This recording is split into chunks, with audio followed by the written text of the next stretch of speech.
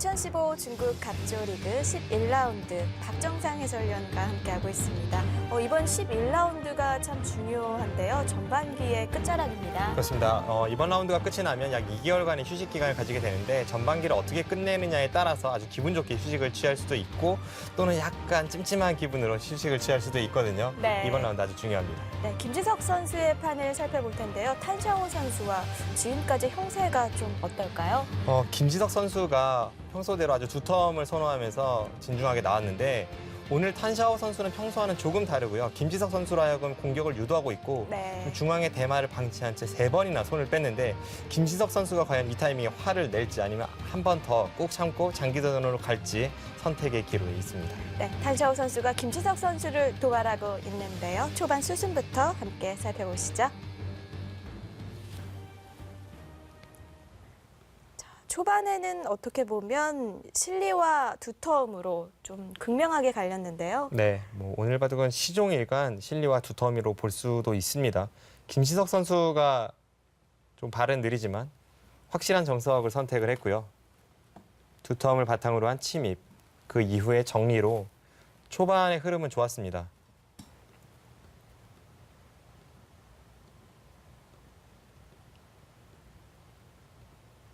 네, 여기서 이제 주변의 두텀을 살리기 위해서 탄샤오 선수가 평소에는 잘 두지 않는 호구치고 끝낸 수를 두었는데요. 여기서 재미있는 수가 나왔죠. 네, 바로 이 덮어 씌우는 수가 일리가 있습니다.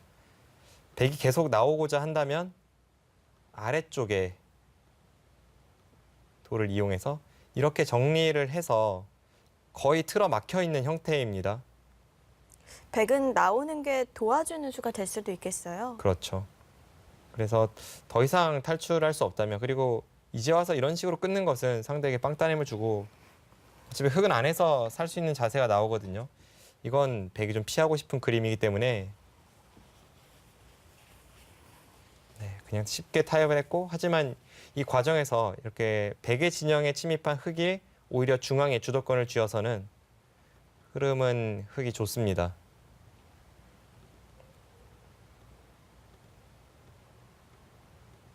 네, 여기서 이쪽을 잡은 수가 어땠는지는 모르겠어요. 만약 제가 흙이라면 저는 이런 부분을 지켜두고 백이 여기를 잡는다면 네. 한 번 더 중앙 쪽을 향해서 어떻게 향할지는 좀 어렵긴 합니다만 이쪽에 모양을 키우는 것이 그래도 흐름이 맞는 것 같거든요. 실전은 실리를 얻었지만 뭔가 그 전의 흐름을 생각해 본다면 약간 딴 곳으로 눈을 돌린 네. 그런 느낌을 줍니다. 이 우변의 백 대마가 이렇다 할 그 공격 수단이 잘 보이지는 않았어요. 네, 실전에도 이제 여기서가 백의 첫 번째 손빼임이었고요. 총 3번 손을 뺐다고 제가 설명을 드렸는데 네. 이렇게 타개를 하다가 한 번 더 손을 뺐습니다. 이제는 중앙은 돌파가 된 모양이 됐어요. 그렇죠. 그리고 나서 좀 무난하게 끝내기가 되는 듯 보이다가 단수를 치고.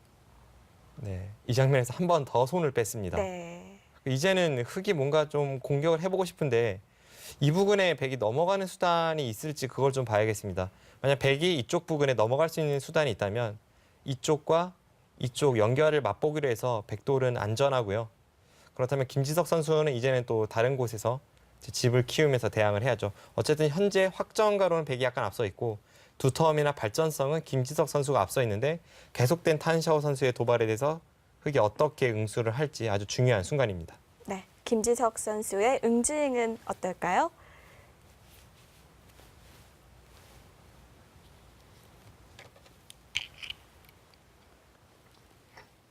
이 손을 뺀다고 하더라도 정말 큰 자리가 없기 때문에 이쪽을 뭔가 두고 싶기는 합니다. 이제 손을 뺀다고 해도 그러니까 공격을 당장 가지 않는다고 해도 결국은 김지석 선수가 취할 수 있는 이 흐름은 네. 뭔가 하변을 이용한다든지 어쨌든 중앙과 연관지어서 계속 득볼 곳을 찾아야 합니다. 그러니까 지금 이런 곳을 침입하는 것도 하나의 작전이 될 수가 있고요.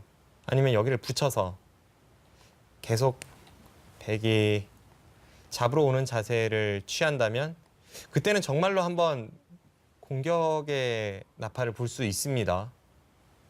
이렇게 진행이 된다면 흙이 들여다보는 것도 선수이고 단수 치는 것도 선수죠. 그렇다면 여기까지만 해두고 이쪽의 모양을 확실히 하면서 이제 공격 가는 패턴 뭐 이런 것을 선택을 한다든지 네. 지금은 김지석 선수가 어쨌든 중앙과 연관지어서 뭔가를 해보고 싶은 국면입니다.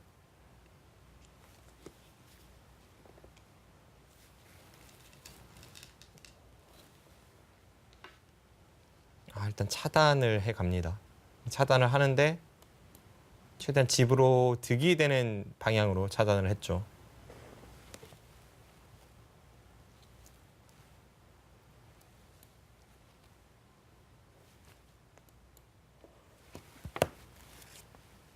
그렇다 하더라도 이 그 하변과 우변을 연결하는 수단은 지금 없는 거죠? 연결만을 목표로 한다면 연결은 사실 어렵진 않습니다. 백이 그냥 이런 곳에 한 칸을 띄면 그 백 눈목자 있는 곳과는 상관이 없나요? 지금 그러니까 이쪽 부분은 네. 약간 당할 수는 있지만 뭐 연결만을 목표로 한다면 연결은 어렵지 않고요. 그러니까 김지석 선수가 여기를 막은 것도 백이 연결하는 사이에 흙이 하변에서 뭔가를 얻을 수 있다는 뜻을 계속 내포하고 있습니다.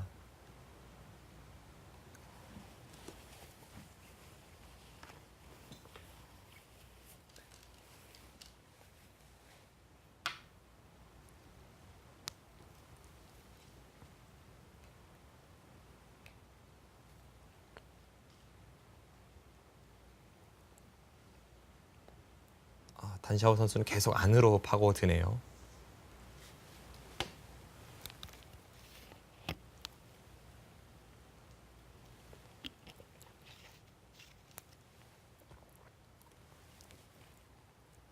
우선 저수 자체가 집으로 큰 자리입니다. 흙이 여기를 한 점을 제압하는 것이 집이 꽤 늘어나기 때문에 그것을 없애면서 안에서 뭔가 안형을 갖추려고 하고 있고 네. 만약 여기서 흙이 또 바다에 대해서 반집이 확보가 되어 있다면 좀 더 여유 있게 연결을 꾀할 수가 있겠죠. 뭐 최소한 연결이 안 되면 안에서 사는 궁도도 나오니까요. 단샤오 선수도 어설프게 그냥 연결만 하려고 하다가는 하변에서 다칠 수 있다고 보고 안에서 근거 확보에 주력하고 있는 모습입니다. 하변이 다친다면 지금 형세가 만만치 않기 때문에 좀 집으로 흙이 돌아설 수도 있을 것 같아요. 지금 계속해서 김지석 선수는 집으로 갈 생각을 가지고 있죠. 지금 두는 이 자세로 봐도 그렇고 중앙의 백도를 잡을 수 없는 순간 결국은 집으로 돌 수밖에 없습니다. 네. 그런데 잡힐 것 같은 돌은 아니에요.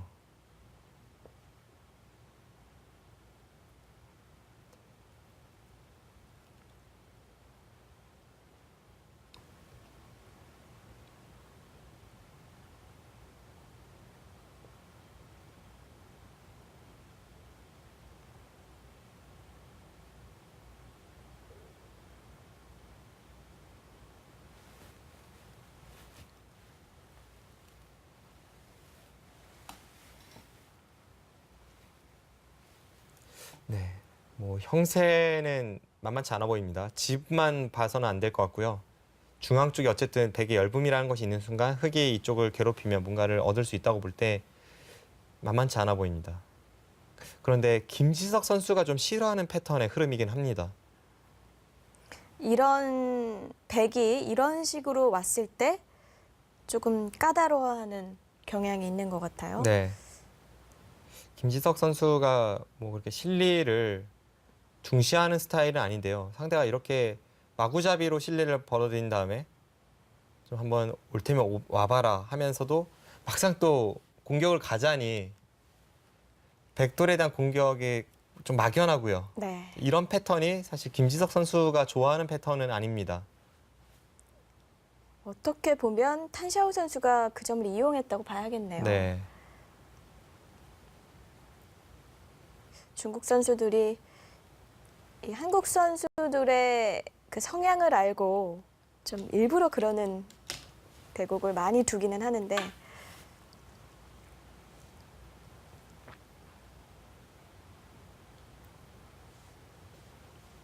그래도 드디어 공격의 나팔을 부릅니다.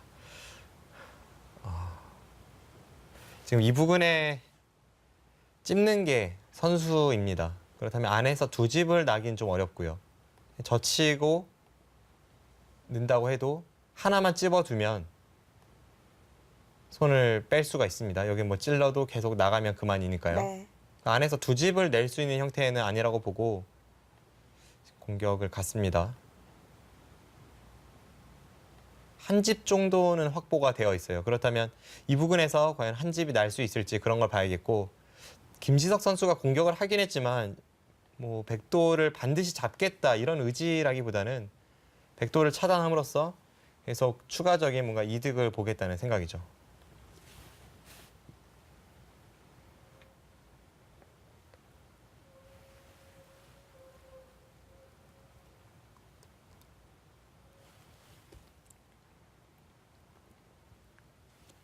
이제 김지석 선수의 공격력 볼 수 있을까요?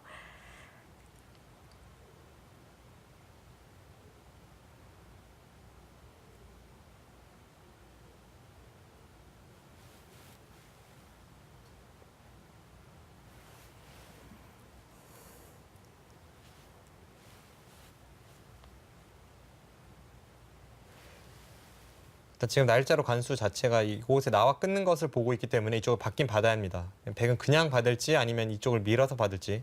보통은 밀어서 받는 것이 일반적인데 지금은 어설프게 뭔가 밀어서 하다가 괜히 하변 쪽에 형태가 닫힐 수도 있고요. 네.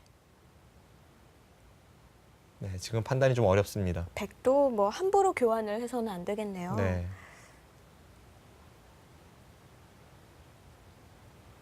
여기를 계속 안 받으면서 연결을 꾀하다가는 이 장면에서는 정말로 뚫으면 이 백이 위험합니다. 이건 잡힐 수도 있어요. 안에서 두 집이 안 나잖아요. 그렇다고 여기까지 처리를 해 놓고 나서 그 다음에 뒤로 받으면 이거는 돌파하는 자세도 괜찮고 부분적으로 뭐 여기에 날일자 건너 붙이는 수도 통렬해졌고요.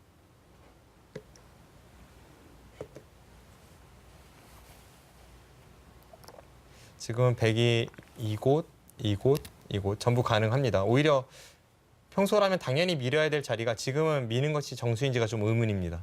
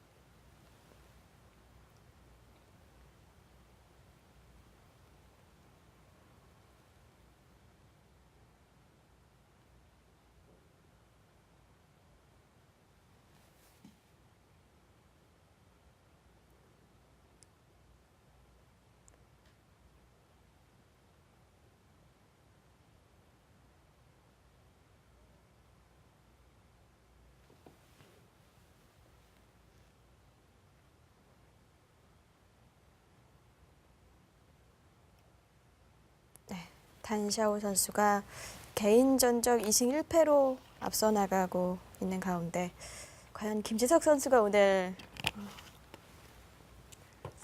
점수를 맞출 수 있을지.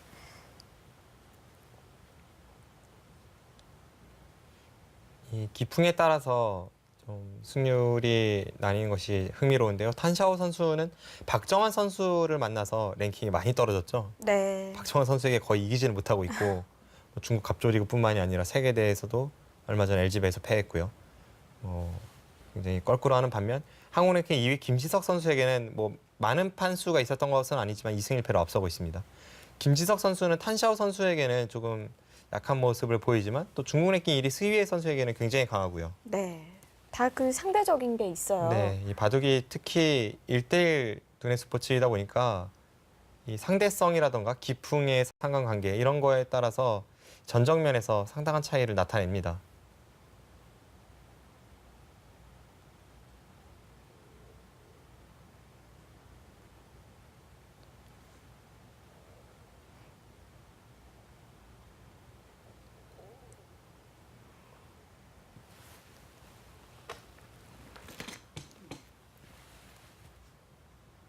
한때 박정환 선수도 천야오의 선수가 천적이라고 부를 만큼 좀 성적이 뒤처졌었는데 요새는 거의 50대 50이라고 봐야 해요. 천야오의 선수가 과거에 원조 한국 기사 킬러였죠. 최철환 네. 선수에게도 강했고 또 이세돌 선수에게도 첫 만남에서 승리를 거뒀던 기억이 있고요. 뭐 그러면서 한국 기사들이 천야오 선수를 굉장히 껄끄러워했었는데 최근에는 오히려 한국 기사들을 천야오 선수가 좀 피하고 싶을 겁니다. 최철환 선수와의 관계는 역천적으로 바뀌었고요. 네. 또 박정환 선수에게 최근에 패한 것을 비롯해서 최근 10경기나 이런 것을 보면 별로 성적이 좋지 않습니다. 그렇습니다. 자, 그쪽을 한 칸 띄워두었는데요.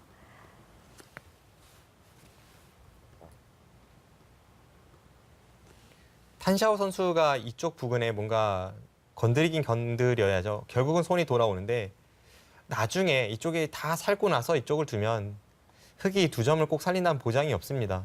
큰 곳을 향할 수도 있고 그러다 보니까 이쪽이 진행되기 전에 흙이 반드시 받아야 할 타이밍에 이쪽을 전부 교환을 시켜놓고 그러니까 집으로 최대한 득볼 수 있는 건 다 득보고 나서 이제 네. 타개를 하겠다는 것이 백의 의도입니다.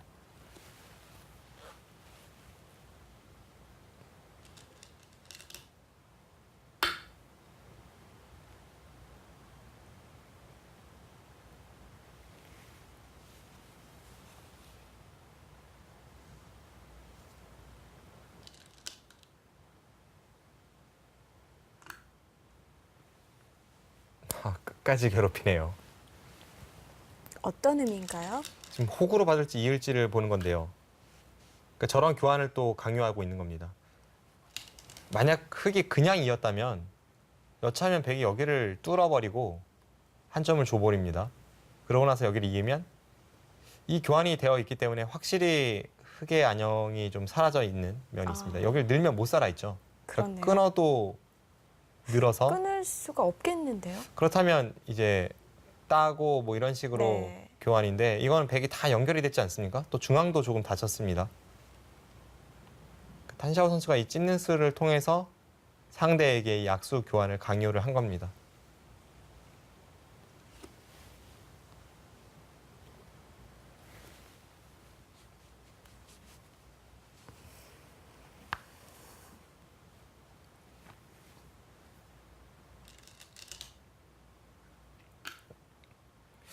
일단 그 실리적인 면이 좀 걱정스럽네요. 방금 전에 교환으로 인해서 안에서 백이 확실히 안형을 갖춘 것은 아닙니다만 끝내기로만 보면 백이 나중에 여기를 나갔을 때 흙이 틀어 막을 수가 없습니다. 이쪽이 끊어지죠. 그럼 항상 흙은 이렇게 받아야 되고 쌍립 정도로 받아야겠네요. 백이 만약에 쉽게 이 중앙에서 안정을 취하기만 한다면 혹은 연결되기만 한다면 이 부분에서의 교환도 집으로는 흙이 손해를 봤습니다. 네. 자, 그런데도 흙이 강행을 했다는 건 뭐 쭉 공격을 이어 나가겠다는 뜻이네요. 네, 일단은 뭐 내친 걸음이고 그리고 지금 그렇게 둘 수밖에 없게끔 탄샤오 선수가 유도를 하고 있습니다.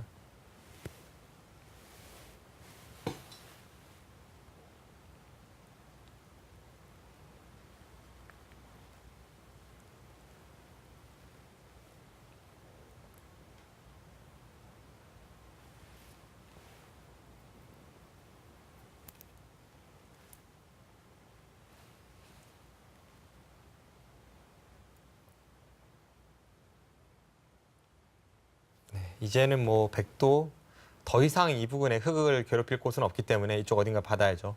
그냥 이렇게 받을지 아니면 이렇게 받을지 그 두 가지 정도 같습니다.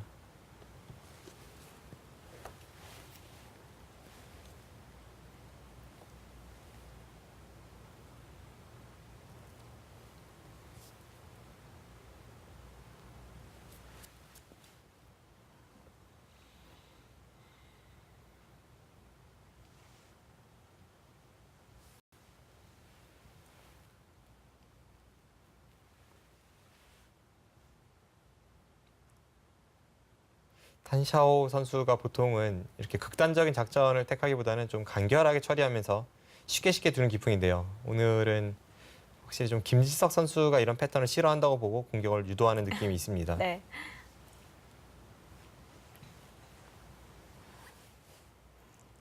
과연 이런 작전 성공할 수 있을까요? 김지석 선수가 중반 전투력이 뛰어나다는 것은 뭐 널리 알려진 사실인데 그 김지석 선수의 전투력은 사실 상대의 좀 약점을 찔러 들어가거나 이런 면이지 일직선으로 대마를 잡으러 가는 스타일은 아닙니다. 네. 오히려 반대로 김지석 선수가 지금 탄샤오 선수가 두는 패턴을 사용하는 것은 많이 봤습니다만 이렇게 대마를 잡으러 가는 것은 흔하게 볼 수 있는 상황은 아닙니다. 그런데 이 대마를 잡는 것에 승부를 걸 수밖에 없게끔 지금 더 났거든요. 네, 뭔가 그런 식으로 유도를 계속 하고 있어요.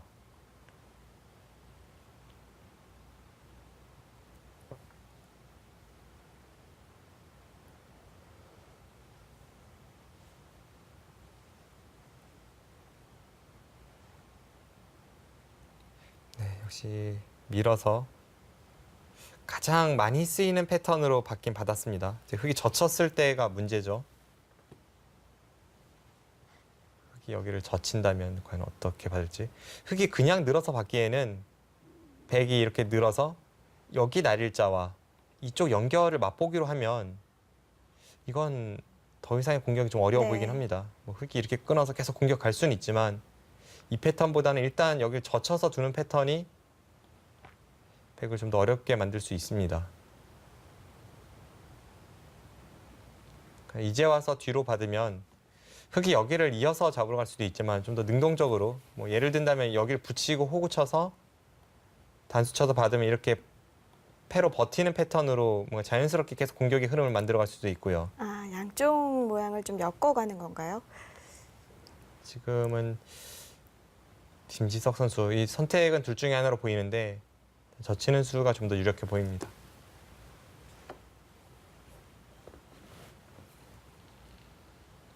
지금 그곳을 젖히지 않고 늘어서 둔다면 정말 잡으러 가는 패턴이에요. 이것은 는수 자체가 아래쪽에 아무런 영향도 없기 때문에 늘고 이런 식으로 둔다면 정말 잡으러 가는 패턴입니다.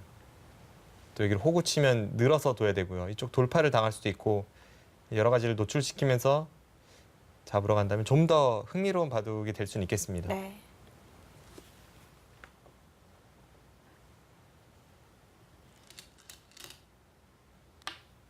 아, 늘어갔어요. 늘었네요. 자, 이거는 뭐 전쟁을 선포했습니다. 네. 더 이상은 참을 수 없다는 겁니다.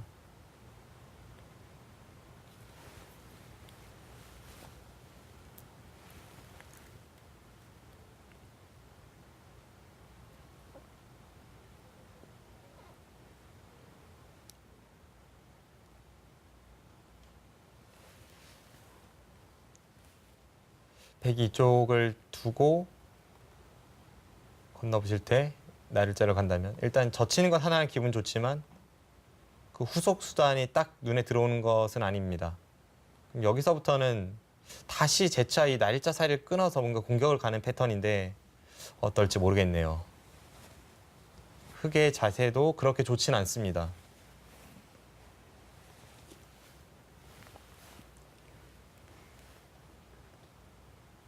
백은 세 점으로 늘어두는 수가 조금 용이해 보입니다.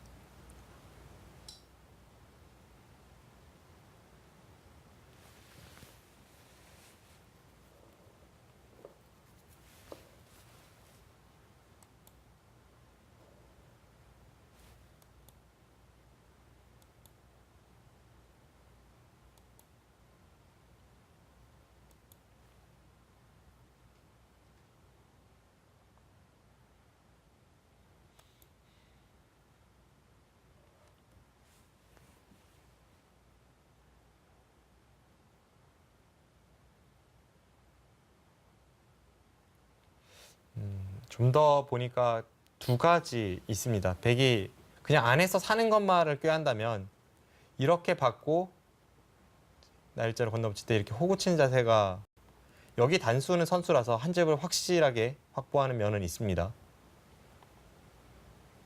이 패턴으로 갈지 아니면 어차피 다음 수는 흙이 여기가 뻔한 상황에서 백은 이 자세가 나은지 아니면 이 자세가 나은지 이제 그런 걸 판단하면 될 것 같아요.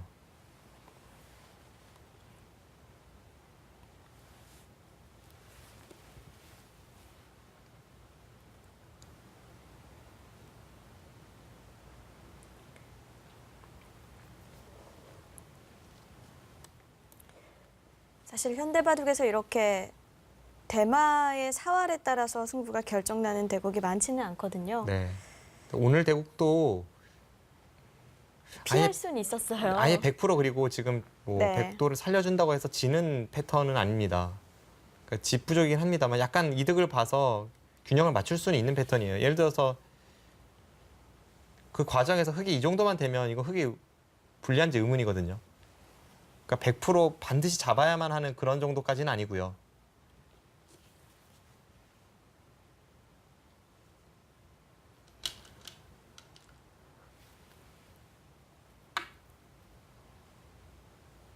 아, 그 선택입니까? 그 수는 미처 예상은 하지 못하고 있었는데요.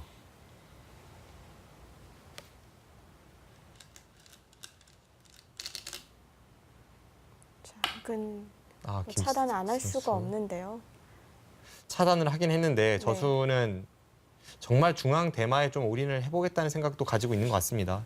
아무래도 하변 쪽에 좀 영향을 주기 위해서는 날일자로 붙이는 것이 득이었습니다. 그런데 이쪽엔 아무런 영향력도 없이 그냥 한 칸 띄었다는 것은 그것도 다음에 여기도 백이 선수 교환이 되거든요. 그 집으로는 별로 하는 것이 없이 네. 그냥 차단하는 것으로 봐서 김지석 선수는 이 대마에 좀 더 올인을 하는 느낌이 있습니다.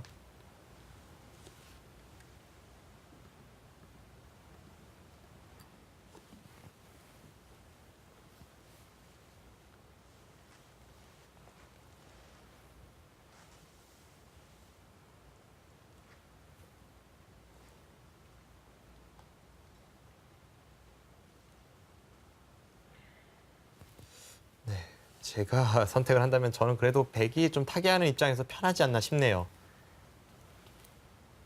원래 공격이라는 것이 타개보다 좀 더 어렵다고 알려져 있기도 하고요. 네. 이렇게 대마를 잡으러 가는 공격은 더욱 그렇죠. 그리고 흑돌의 약점이 완벽해 보이진 않습니다. 백이 이런 곳을 찔러 들어갔을 때에도 이곳에 나와 끊기는 단점, 이런 곳의 단점, 아니면 백이 뭐 들여다봐서 활용하는 것도 있고 종합적으로 봤을 때 이 백돌이 좀 탄력이 있는 형태라고 봐야겠네요. 네, 잡힐 것으로 보이진 않습니다.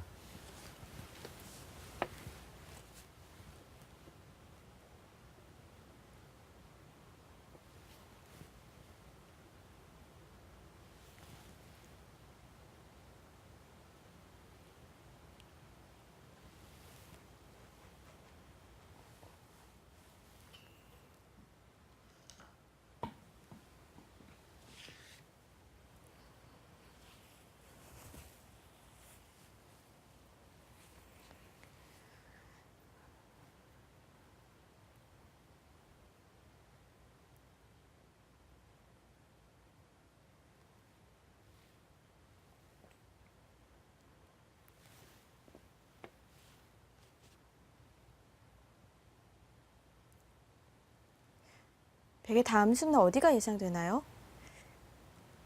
가장 먼저 쉽게 떠올리기에는 그냥 이 들여다보는 곳을 선수 교환하고 여기를 틀어 막으면 잡히진 않을 것 같아요. 이쪽을 두어도 늘어서 단수 치고 여기를 두면 이건 안에서 살아 있습니다. 네. 그럼 이렇게 두면 어떡하죠? 일단 지금 흐름이 흑이 공격을 잘하고 있다고 보이진 않습니다. 이 과정에서 여기를 돌파당하는 게 남았고 중앙이 깨지면서 잡을 수 있는 패턴 같진 않아요.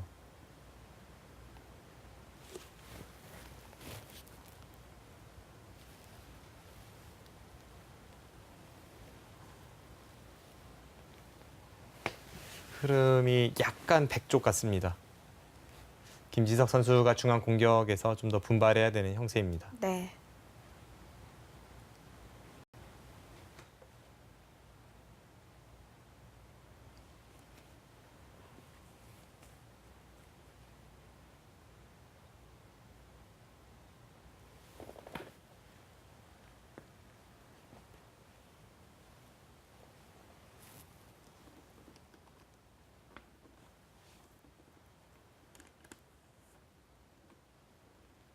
집으로는 확실히 뒤쳐져 있거든요.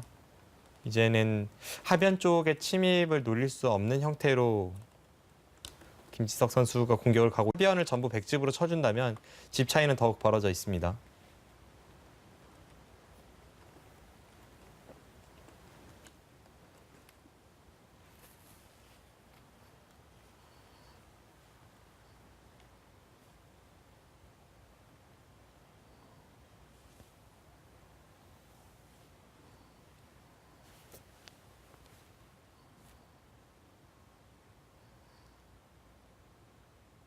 흑의 입장에서 최악의 흐름이 아까 보여드렸던 그런 흐름 같아요. 뭐 이런 식으로 정리가 돼서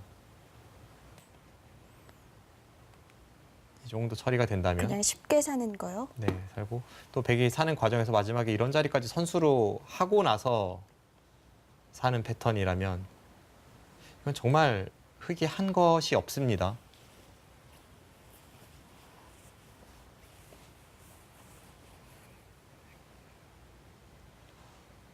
그리고 그 과정에서 뭔가 중앙 쪽에 집을 지어야 되는데 이 정도로 따라잡을 수 있을지 좀 불안하네요. 그리고 아까도 얘기해 주셨지만 우변 쪽에 백이 나와도 바로 막을 수가 없는 거죠. 그래도 아까처럼 진행만 된다면 아까 이렇게 틀어 막아서 백을 안에 가두는 정도로만 진행이 된다면 백이 여기 한 집과 여기 한 집이 맞보기 양쪽에 한 집이 나서 살아 있었죠. 이런 상황에서는 나갈 때 쌍립이 선수입니다. 나가면 여길 젖히고 찝어서 못 살아 있죠. 그렇다면 흑이 여기가 선수고 그런 패턴이라면 여기 돌파는 없습니다만 그냥 자체로 확정가가 좀 부족해 보입니다.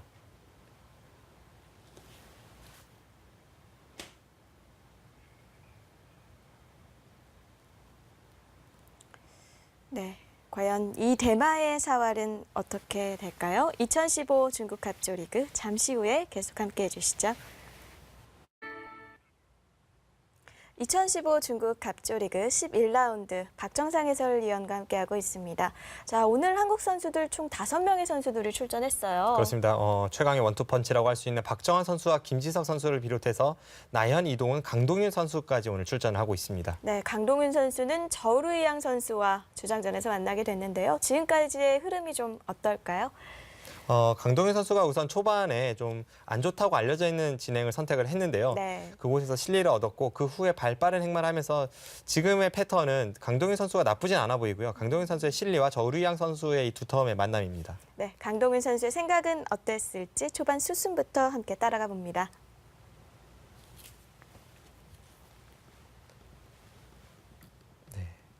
제가 예전에 흑으로 아주 좋아하던 포석이라서 네. 반가운 마음으로 이 대국을 지켜봤는데요. 예전에는 이 장면에서 이쪽을 붙이는 경우가 많았죠. 그래서 벌리고 이런 식의 포석이 주류를 이뤘다면 최근에 이 형태가 나왔을 때는 백도 반발한 수단이 여러 가지가 생겼습니다. 김지석 선수 같은 경우에는 100번으로 항상 여기를 밀어가고요. 밀고 밀어서 아예 다 결정을 해버리나요? 네, 이런 식으로 진행을 시키는 경우가 많습니다. 네. 또 중국의 스위에 선수도 이런 식으로 한 차례 둔 적이 있고요. 그리고 좀 더 연구가 되었던 형태는 여기서 이쪽을 붙이는 것이 아니라 실전처럼 다가서는 수가 생겼습니다.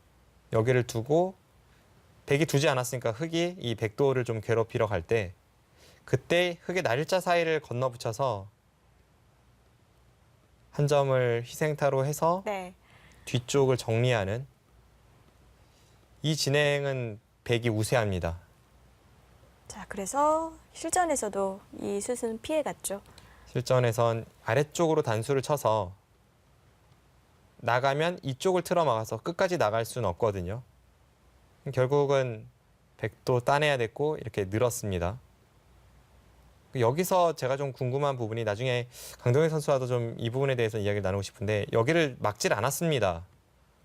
여기를 막아서 잡을 때 실전처럼 진행이 되면 아무래도 이 교환이 있는 것은 손해는 아니거든요. 실전에는 막을 때 손 뺄 타이밍이 나왔죠. 네.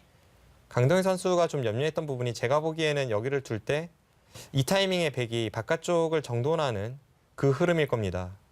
이 타이밍에 여기를 눌러서 마늘모를 두면 그러고 나서 여기를 잡는 것이 좀 싫었을지 모르겠습니다만 실전과의 차이가 어떨지.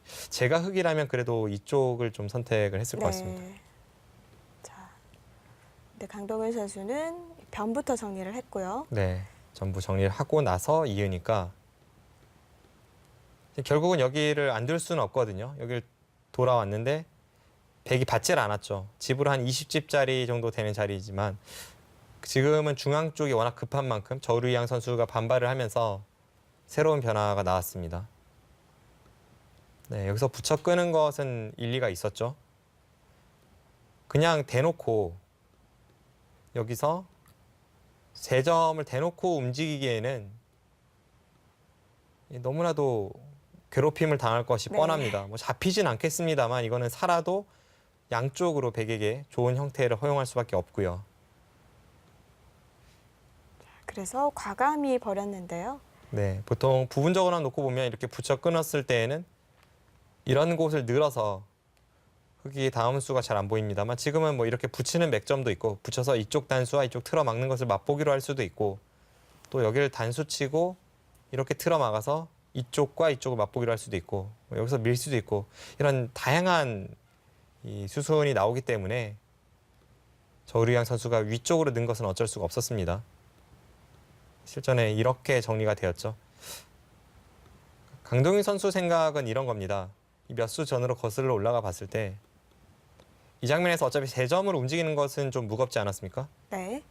그 여기를 걸쳐서 두었다고 치면 실전의 흐름이 백이 여기를 두고 이쪽을 둬서 이런 식으로 됐다고 보는 겁니다.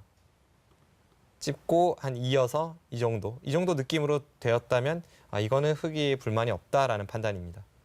물론 차이가 있다면 실전은 형태가 이렇게 되어 있죠. 집으로 뭐 큰 차이가 나는 것은 아니니까요. 그러니까 두고 싶은 대로 백이 다 두게 해주었다는 거네요. 네. 실전은 여기까지 정리가 되고 이 붙인 수도 아주 발빠른 수법이었죠.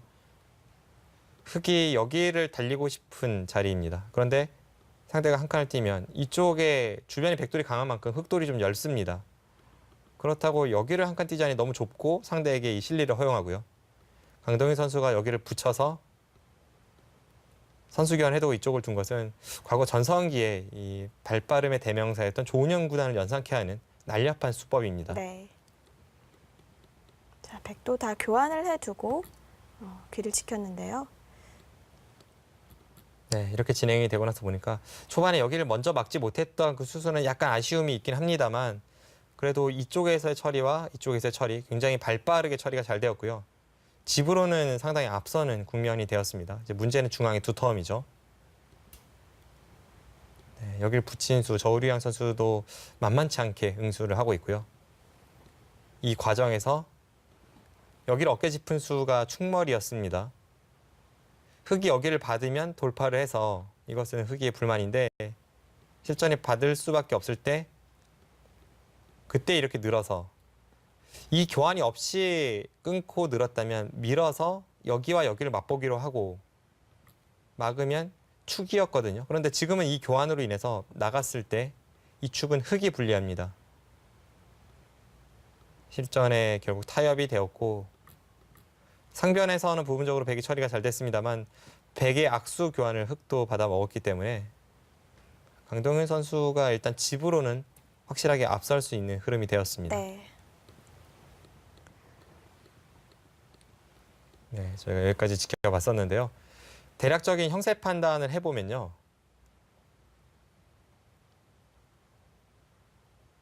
이곳이 한 43집 정도 나고요.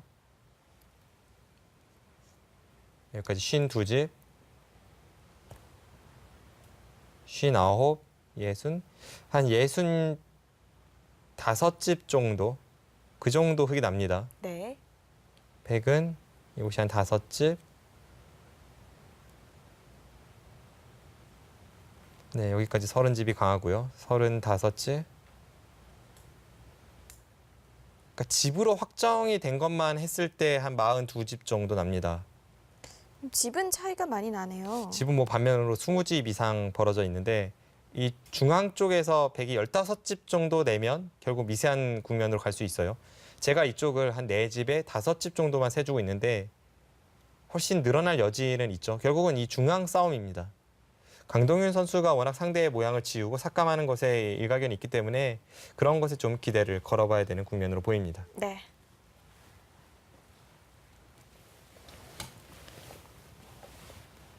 강동윤 선수가 이 우변 쪽에 사실 프로들이 요즘에는 흙으로 잘 안 두는 포석을 선택을 하면서 그 다음에 좀 간결하게 변화를 준 게 좋았던 것 같아요. 네.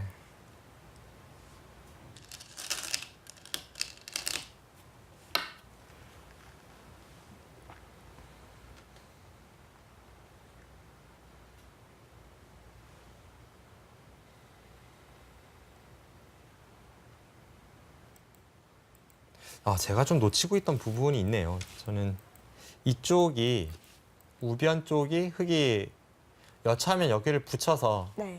역으로 들어갈 수 있다고 보고 있었는데 이게 쉽지만은 않습니다. 만약에 흙이 이렇게 넘어간다면 먹여쳐서 따낼 때 뭐 여기는 항상 이렇게 되는 자리이고요. 아, 그쪽 사활이 문제가 됩니까? 네, 이렇게 두었을 때 일단 부분적으로는 폐가 됩니다. 최대한 모양을 넓혀도 그냥 바깥쪽에서 모양을 좁혀가면 안에서 처리가 안 돼요. 결국은 이 폐를 통해서 전체 사활이 걸리게 됩니다.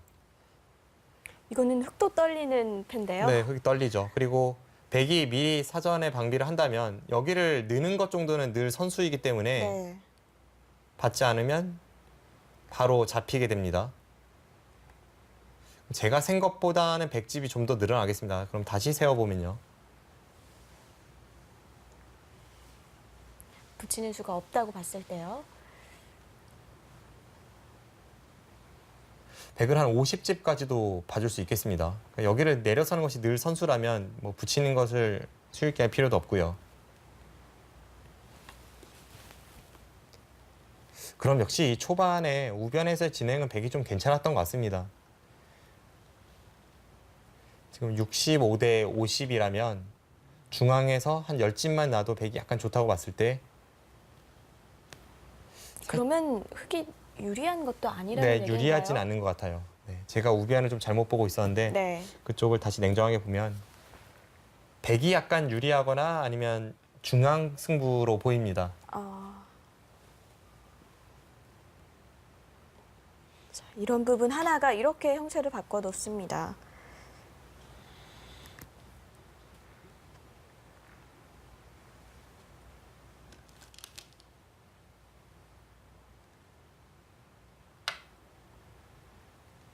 자, 이제 중앙을 키워나가기 시작하는 저우루양. 이 강동윤 선수가 중앙에 저렇게 진출을 하면서 흙도 사실 어느 정도 집이 붙기 때문에 또 그렇다고 해서 뭐 흙이 불리하거나 이런 것까지는 모르겠어요. 원래는 좀 유리하다고 봤는데 만만치 않은 정도로 보여요.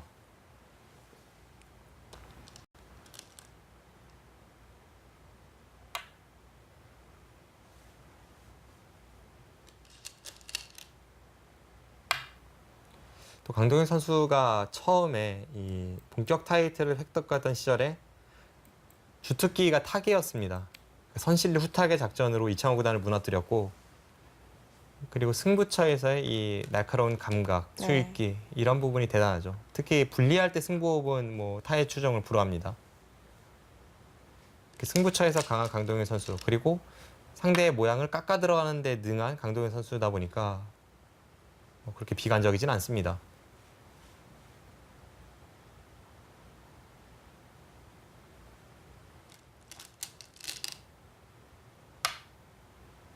자신의 모양을 지키는 게 좀 능수능란한 그런 선수가 있는 반면에 또 강동윤 선수처럼 이렇게 타계가 능한 선수가 있죠. 이세돌 선수도 비교적 타계 쪽이 좀 네. 더 강한 평가를 받고 있고요. 제가 보기엔 대부분 타계 쪽이 더 강할 것 같아요. 뭐 김지석 선수도 타계가 더 강한 것 같고 최철한 선수는 다른 기사들과는 다르게 공격에 좀 더 높은 평가를 받고 있는 선수죠.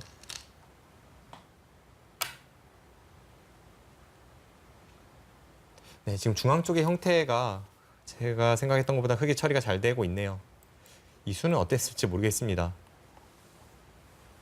그 과정에서 자연스럽게 계속 중앙으로 머리를 내밀고 있고 또 이 두 칸 사이도 꽤 얇습니다. 지금 받으면 여기를 막겠다는 건데 이렇게 되면 나중에 이런 곳을 네. 붙였을 때 완벽하게 백이 이 약점을 커버하기는 쉽지 않습니다. 또 이 한 점이 연결이 된다면 그때는 이 위쪽에 있는 백돌이 위험해지니까요. 아니면 지금처럼 백이 둔수 말고 이 흑이 중앙에 머리를 내민 쪽으로 좀 뒀으면 어땠을까요? 이쪽을요. 네. 백이 이미 여기를 두었을 때 상대에게 이 날일자를 당해서는 상대에게 뭐 자연스럽게 머리를 내밀게 해줄 수밖에 없었고요. 그 전에요. 네. 그 전에 이제 마지막 수가 흑이 여기를 젖히지 않았습니까? 이 사활이 걸려있기 때문에 저우리양 선수도 함부로 여기를 못한 겁니다.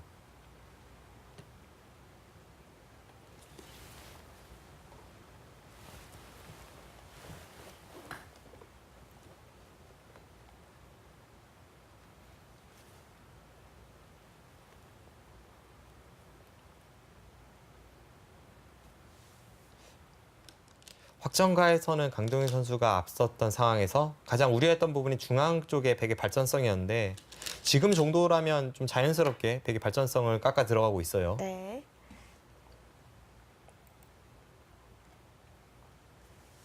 저우리양 선수가 지금 흐름이 오히려 안 좋다고 보고 반발을 하는 듯 그렇게 느껴집니다.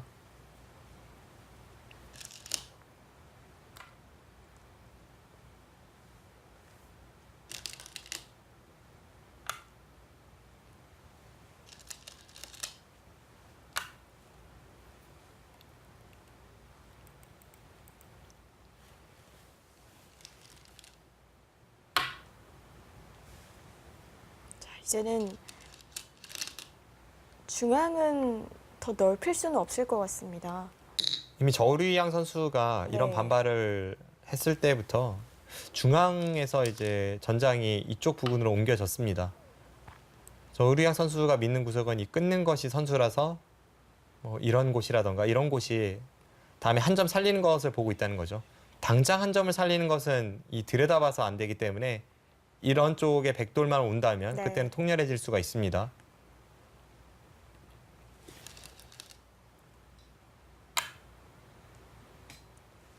지금과 같은 이런 형태에서 상대를 껄끄럽게 잘하는 것이 또 강동윤 선수 바둑의 매력입니다. 점점 강동윤 선수의 주특기대로 바둑이 좀 흘러가고 있네요. 좀 그런 면이 있어요. 아까 살펴봤던 김지석 선수의 대국에서 탄샤오 선수의 작전과는 조금 다른데요. 강동윤 선수가 저는 상대의 약점을 찔러 들어가서 뭔가 귀찮게 하거나 뭐 이런 데에는 아주 능수능란하기 때문에 이제부터의 활약이 기대가 됩니다.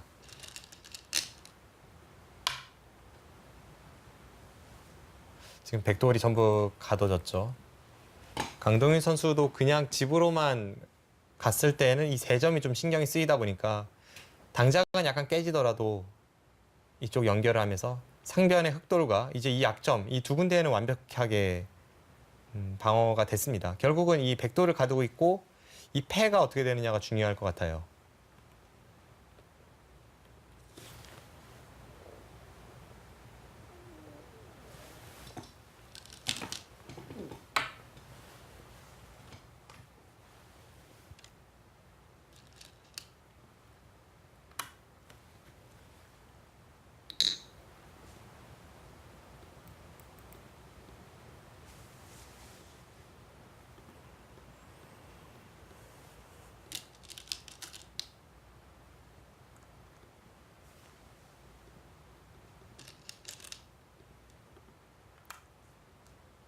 자, 백감을 쓰고요.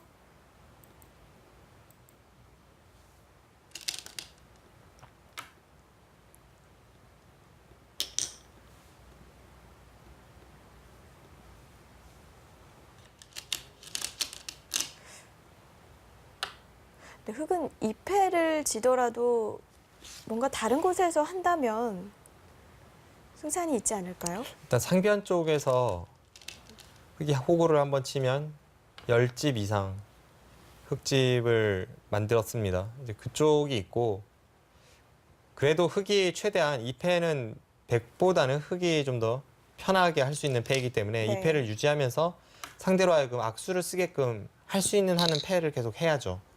그러다가 이런 식으로 타협을 했을 때 그 계가를 좀 봐야겠습니다.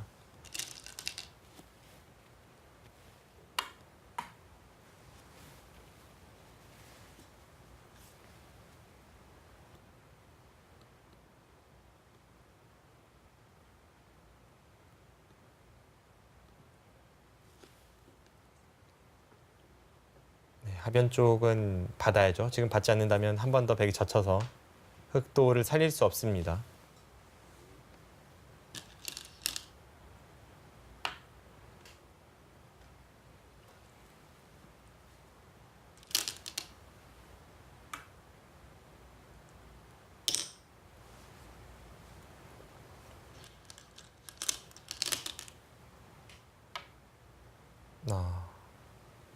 그냥 쉽게 타협이 됐습니다.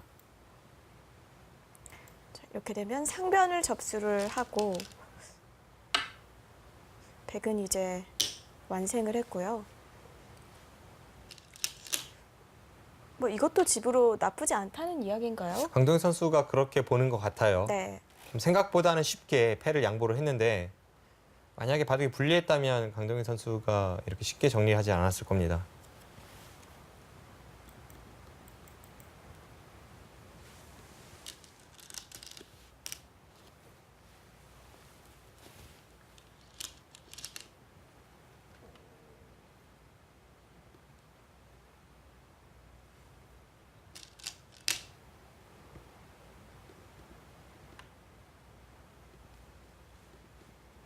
뭔가 느낌은 이기는 흐름대로 가고 있는데 좀 더 형태가 정리가 되면 정밀 개가를 해보도록 하죠. 자, 지금 선수는 백의 선수라고 봐야겠죠? 네, 선수입니다. 앞서 말씀드렸다시피 받지 않으면 백이 여기를 두고 붙여서 이 안쪽에 있는 흑도를 살릴 수가 없습니다.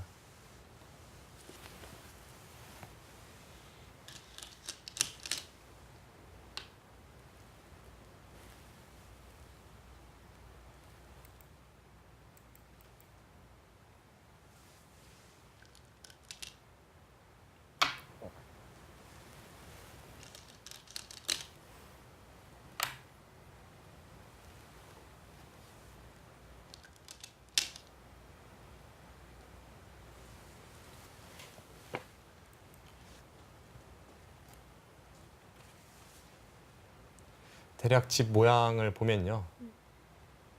사석을 합쳐서 백집이 8집, 15,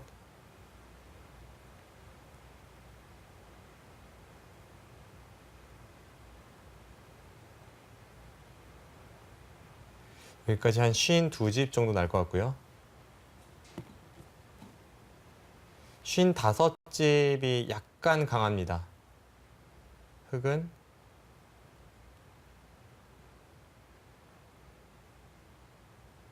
여기까지 35이고요.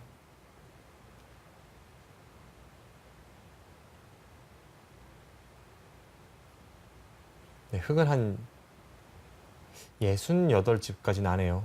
그렇다면 지금은 확실히 강동희 선수가 우세합니다. 네. 네, 지금 그리고 미세하게 우세한 것은 아니네요. 게다가 이제 중앙에서의 플러스가 조금 덜해졌잖아요. 네, 지금은 확실히 흑이 이기는 패턴이네요. 강동희 선수가 쉽게 양보했던 이유가 있었습니다. 정확한 형세 판단에 의해서 지금 결정을 내리고 있고, 네, 바둑은 점점 강동희 선수 쪽으로 기울고 있습니다.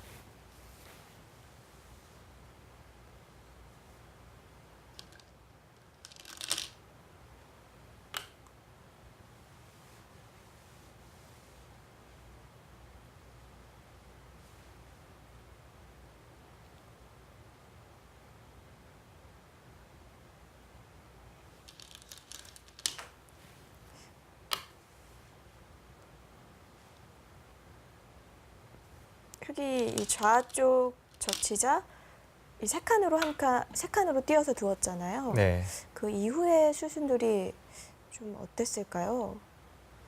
결국엔 자상에서 패까지 들어갔는데요.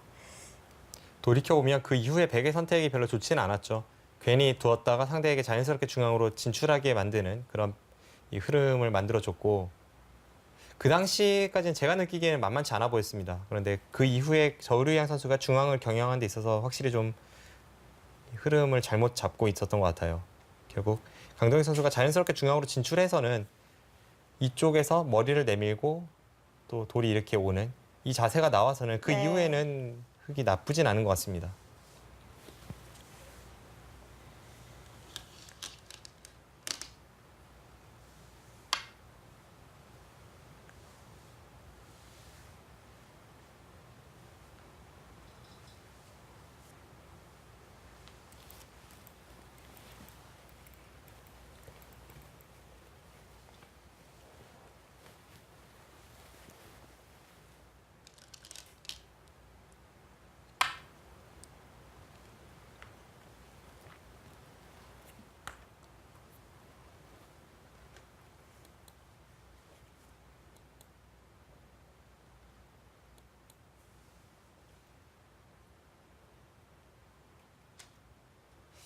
저우르양 선수가 지금은 중앙의 흑돌이 거의 완벽하다고 볼 수도 있는 상황인데 그럼에도 여기까지 들어갑니다. 이건 이대로 쉽게 흘러가서는 확실히 바둑이 좀 불리하다고 보고 네. 있고요. 뭔가 변화의 여지를 계속 만들어내려고 노력하고 있습니다.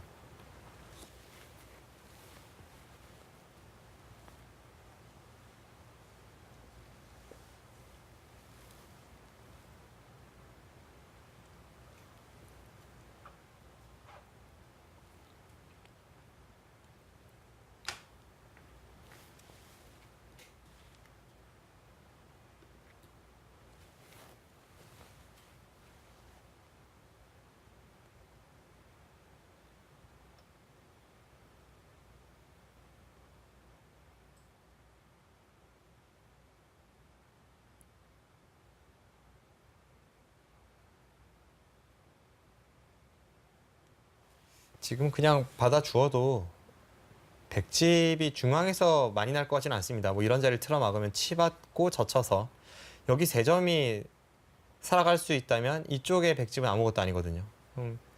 백이 지금 여기를 두었다는 것이 중앙에 집을 내겠다는 의도로 보이진 않고요. 뭔가 약간의 흙의 얇음을 좀 찔러 들어가겠다는 것인데 네. 찔러 들어가기에는 흙돌이 워낙 완벽합니다. 그나마 조금 틈이 있는 곳을 지금 비집고 들어가려고 하죠.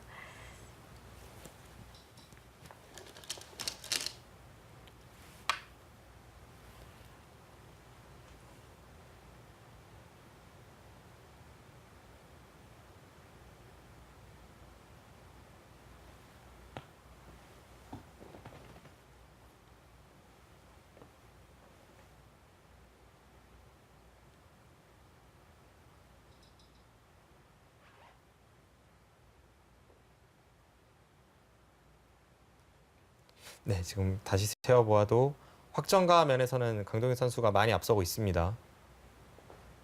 자, 이제는 정리만 잘하면 되겠습니다.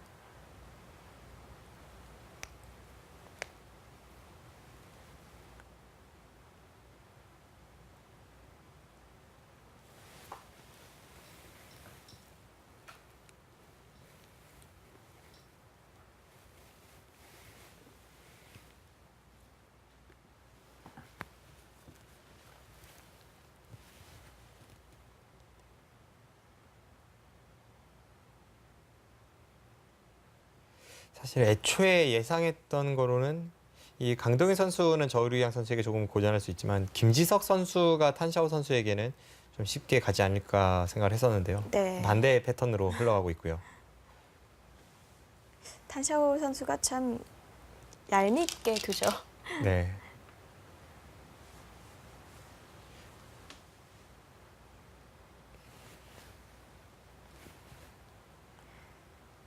역시 중앙을 좀 노리고 있죠. 사실 중앙이 뭐 대단할 것은 없다고 하더라도 여차하면 백이 이런 식으로 버티는 패턴은 나옵니다. 여기를 붙이면 이렇게 뒤로 있기에는 이미 좀 당했고요. 이렇게 나가면 네. 일단 여기를 먹여쳐서 끊는 자세까지는 백도 만들어냅니다. 이렇게 된다 하면 조금 시끄러워질 수는 있습니다.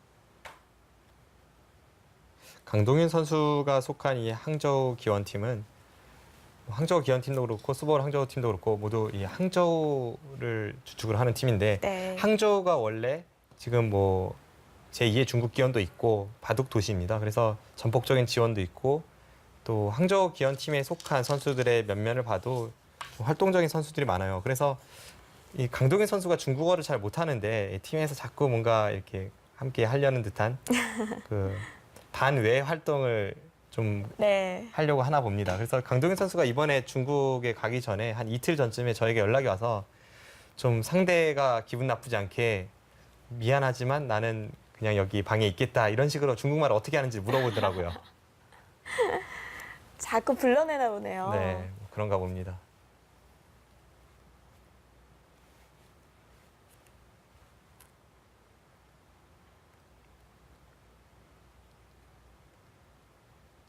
보통 선수들은 그렇게 타국에 가서 경기를 치르거나 아니면 경기를 치르고 나서 좀 뭘 하나요? 방에서는? 보통 자신의 노트북을 가지고 와서 노트북을 하는 선수들이 가장 많고요. 그건 뭐 한국 선수들뿐만이 아니라 한국에서 있는 시합에 중국의 어린 신예 기사들도 대부분 방에서 노트북으로 시간을 때우고 네.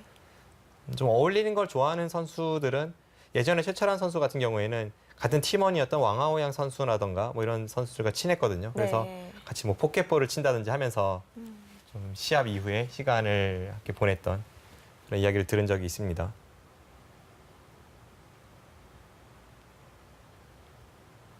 박정상 해설위원도 좀 시간을 같이 보내는 타입일 것 같은데요. 전 뭐 중국 기사들과 친한 선수들이 여럿 있어서요.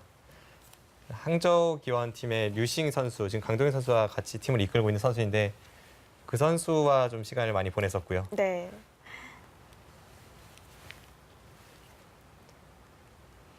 근데 보면 강동윤 선수는 이게 중국 기사들과 그렇게 친하게 지내는 편은 아닌 것 같습니다.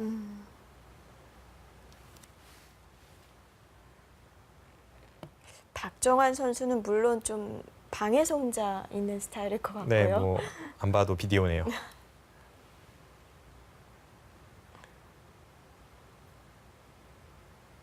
뭐 선수들마다 이 시합 전에 컨디션을 관리하는 방법, 또 뭐 시합 후에 혼자 시간을 보내는 방법, 또 이겼을 때와 졌을 때 자신의 시간을 갖고 이런 것이 다 흐름이 다르니까요. 뭐가 좋다 이렇게 말을 해서 단정 지을 수는 없습니다.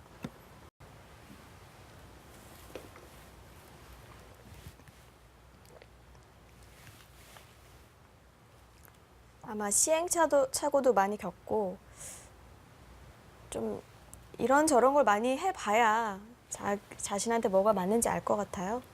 특히 중국 리그 같은 경우에는 중국에서 벌어지는 세계 대회와는 또 이 흐름이 다르니까요. 네. 같은 팀원들이 있고 또 전혀 알지 못하던 그런 생소한 기사들과도 식사 자리가 있고 뭐 그러다 보니까 한국에서 중국에 진출하는 중국 리그에 진출하는 선수들이 초반에는 좀 고전하는 경우도 있었습니다.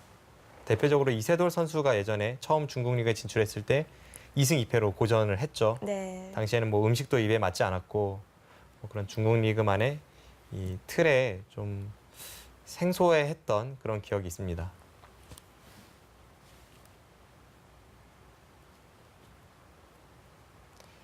보면 반외적으로 가장 중국 리그에 좀 잘 융화됐던 선수가 최찬원 선수 같아요. 최찬원 선수가 오랫동안 시안 팀에서 뛰었는데 네. 그 팀의 뭐 왕하오양 선수라든가 이런 선수들과 친하게 지내면서 뭐 배드민턴도 같이 치고 하면서 아주 잘 자신의 시간을 보냈던 그런 기억이 있습니다.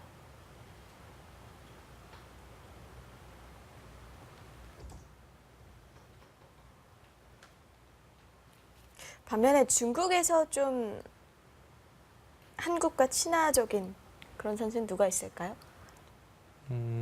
뭐 예전부터 구리 선수도 이 바둑 시합이 끝난 다음에 같이 한국 선수들과 저녁 식사 자리를 갖는 것을 좋아했고요. 네. 최근에 어린 기사들로 보면 탄샤오 선수도 아주 좋아하고 그 외에 펑리아오 선수라던가 뭐 이런 선수들이 한국 기사들과 어울린 것을 좋아합니다.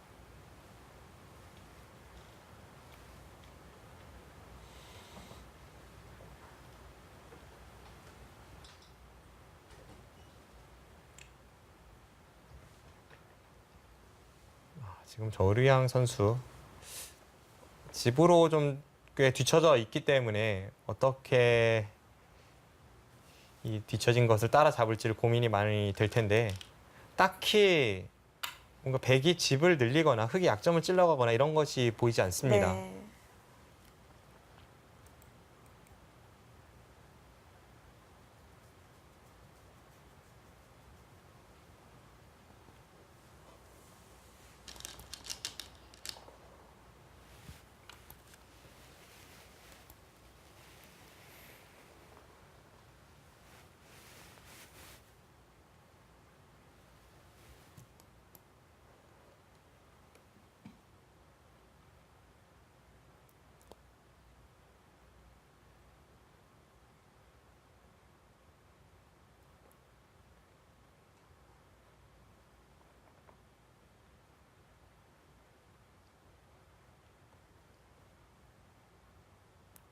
네, 저우르양 선수도 참 이 첫 등장이 신선했었는데요. 당시에 자국 내 시합에서 저우르양 선수가 등장하기 전까지는 뭐 천야오의 선수가 중국 바둑계 황태자였고요. 네. 그런데 저우르양 선수가 등장을 하면서 그리고 이 선수가 아주 폭발적인 성적을 기록하면서 당시에 어린데 이렇게까지 잘 둘 수 있구나 하고 놀랐던 그런 기억이 있습니다.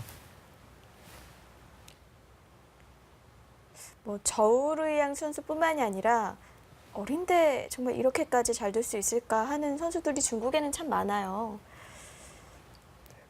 이 저우르이양 선수부터 해서 황금 세대가 쭉 이어졌죠.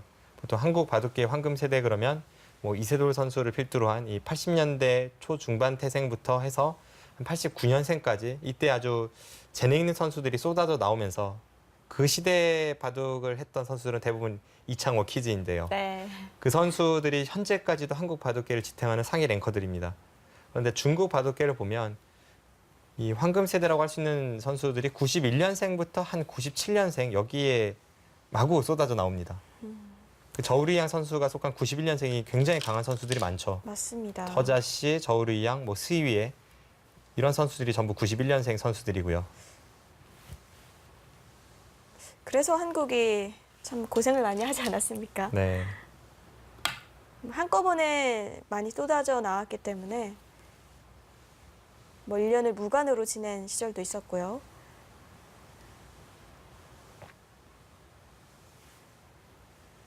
지금 중앙에서 저우르이양 선수가 아주 묘하게 버텨갑니다. 여기를 끼워서 잇는다면 그때는 흑이 중앙을 받는 것이 아니라 이쪽 실리로 큰 자리를 갈 수도 있습니다. 그렇기 때문에 아예 패 모양을 만들어서 좀 더 중앙 쪽에 압박을 가고 뭐 강동현 선수야 자체로도 크고 맛도 좋은 자리니까 여기 띄어서 받았는데 네. 이제는 이 패는 계속 버티면서 좌변 쪽에서 뭔가 끝내기로 득볼 궁리를 하고 있습니다. 자, 뭐 이곳이 백에게는 마지막 승부처가 될 것 같은데요.